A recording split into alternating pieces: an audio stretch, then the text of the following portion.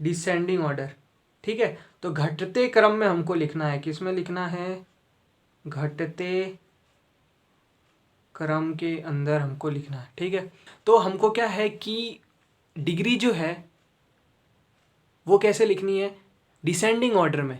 जैसे यहाँ पे देखिए, ये वाला एग्जांपल देखिए, इस वाला एग्जांपल में यहाँ लिखता हूँ एक्स स्क्वायर प्लस 2x। इसका मतलब एक्स स्क्वायर 2x मतलब कि यहाँ पे पावर 2 है तो यहाँ पे पावर 1 है। इसका मतलब कि डिसेंडिंग ऑर्डर में लिखा हुआ है। इसका मतलब आपको जब भी पॉलिनोमियल लिखना है, ठीक है, तो ऐसा कोई कंपलसरी रूल नहीं है, लेकिन आप मेरे स्टूडेंट हैं इसलिए आपको ऐसा लिखना पड़ेगा, ठीक है, ताकि कभी भी आगे फ्यूचर में आपको ये आदत पड़ी रहेगी, ठीक है, तो आपको क्वेश्चन करने में आसानी होगी, ठीक है। अब आगे जाके जब डिवाइड मल्टीप्लाई और ये सब जब आएंगे तो वहाँ पे आपको कन्फ्यूज़न नहीं होगी, ठीक है। तो जैसे कि मैंने यहाँ पे लिखा ये पॉलिनोमियल है, करेक्ट है, लेकिन मैंने इसको थोड़ा अपन ने इसको सही से नहीं लिखा है, ठीक है। तो प्रीफरेबल मेथड तो यही है कि आपको जो है डिग्री डिसेंडिंग ऑर्डर के अंदर ही लिखना है। इसका मतलब कि मैं इसको चेंज करके और यहाँ पे नया टर्म मतलब नए नए तरीके से लिखता हूँ, ठीक है। तो एस ऑफ यू में क्या लिखता हूँ, यहाँ पे सबसे पहले मैं लिखूँगा सबसे जो बड़ी टर्म है वो 6u⁵। तो सबसे पहले मैं ये लिखूँगा, उसके बाद में उससे छोटी 2 है, ठीक है, तो -u², फिर उससे छोटी माइनस का u, फिर उससे छोटी 2, यहाँ पे u ऊपर 0 है। तो ये एक राइट मेथड है और वे है पॉलिनोमियल को लिखने का, ठीक है। तो आपको हमेशा अब से जो है पॉलिनोमियल को इसी टाइप में, इसी मतलब इसी प्रकार से आपको जो है लिखना है, ठीक है। तो अब यहाँ पे ध्यान से देखिए, अगर मैं आपसे इसकी डिग्री पूछूं कि ये कितनी डिग्री है, ठीक है, यहाँ पे देखिए डिग्री क्या, देखिए मैंने यहाँ पे लिखा है डिग्री डिसेंडिंग ऑर्डर में होनी चाहिए, तो क्या मैंने सही लिखा है, क्या मैंने सही लिखा है, नहीं, क्योंकि यहाँ पे मेरे को लिखना पड़ेगा एक्सपोनेंट जो है वो डिसेंडिंग ऑर्डर में होना चाहिए। क्यों, क्योंकि किसी भी पॉलिनोमियल की डिग्री सिर्फ 1 होती है, ठीक है। यहाँ नोट करके लिखेंगे आप अपनी कॉपी में कि पॉलिनोमियल जो होता है ना उसकी जो डिग्री है इज ऑलवेज यूनिक, मतलब उसकी एक ही डिग्री होगी। ऐसा मैं नहीं बोल रहा कि उसकी डिग्री 1 होगी, एक ही डिग्री मतलब सिर्फ एक डिग्री होगी, एक से ज़्यादा डिग्री नहीं हो सकती, इसलिए मैंने यहाँ पे एक्सपोनेंट यूज़ करा। तो मैं आपको यहाँ पे पूछूं कि यहाँ पे इस पॉलिनोमियल की डिग्री कितनी है, तो आप बोलेंगे 5 जो है वो इस पॉलिनोमियल की डिग्री है, क्योंकि डिग्री का मतलब क्या होता है, highest exponent in the polynomial. तो 5 डिग्री का ये पॉलिनोमियल है।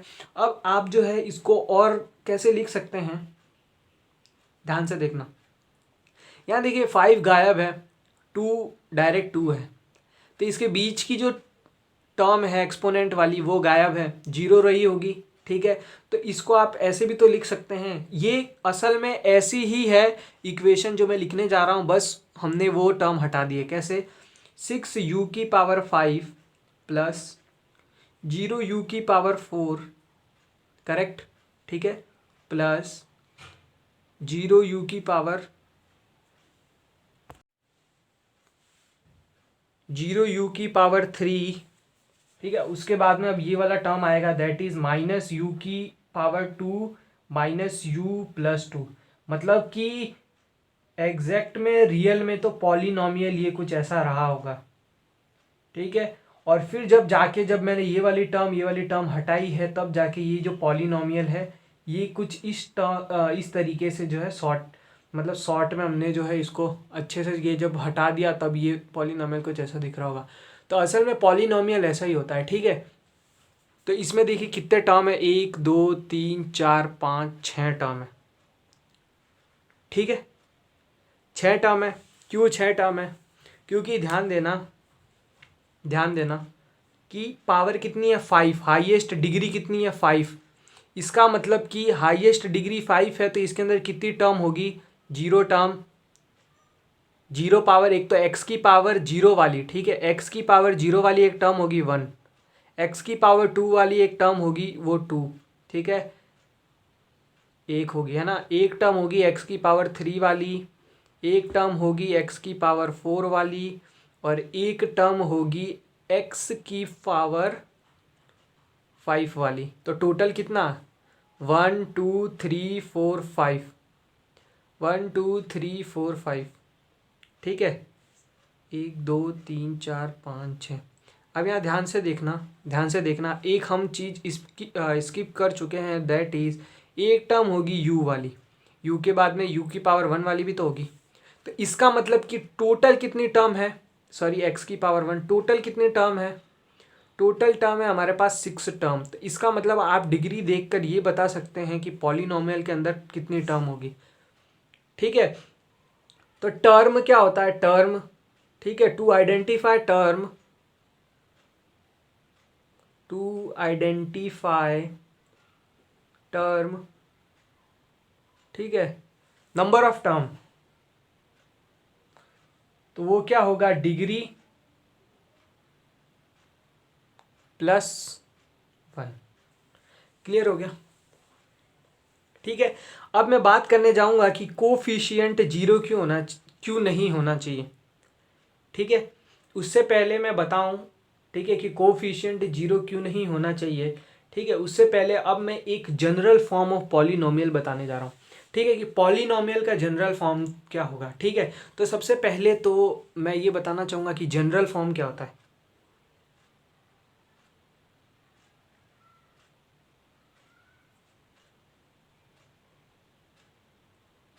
ठीक है।